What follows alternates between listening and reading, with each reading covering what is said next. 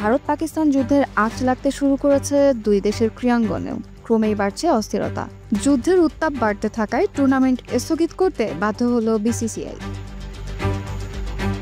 বৃহস্পতিবার স্থানীয় সময় ৯টার দিকে কাশ্মীরের নিয়ন্ত্রণ রেখা ও আন্তর্জাতিক সীমান্তের আরএসপুরা, আর্নিয়া, সাম্বা, হীরানগরে পাকিস্তানি বাহিনী হামলা চালিয়েছে বলে ভারতের সংবাদ মাধ্যম এনডিটিভির প্রতিবেদনে দাবি করা হয়েছে। এমন পরিস্থিতিতেও ধর্মশালায় চলছিল আইপিএলের পাঞ্জাব কিংস ও দিল্লি ক্যাপিটালসের ম্যাচ। বৃষ্টির কারণে ম্যাচটি শুরু হয় কিছুটা দেরিতে। ম্যাচে ১০ ওভার ১ বলের খেলা শেষে হুট করে ফ্লাড লাইট বন্ধ হয়ে যায়।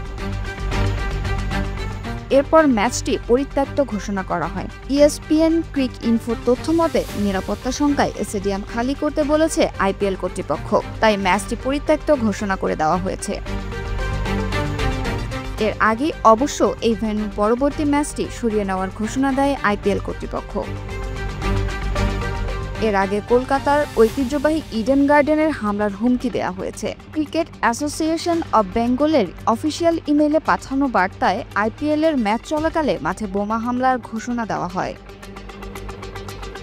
আরেকটি বার্তায় হামলার হুমকি দেওয়া হয়েছে রাজস্থানের জয়পুরে। তবে হামলার হুমকি পেয়ে স্টেডিয়াম এলাকায় তল্লাশি চালানোর কথা জানিয়েছে রাজ্যের ক্রিকেট সংস্থা।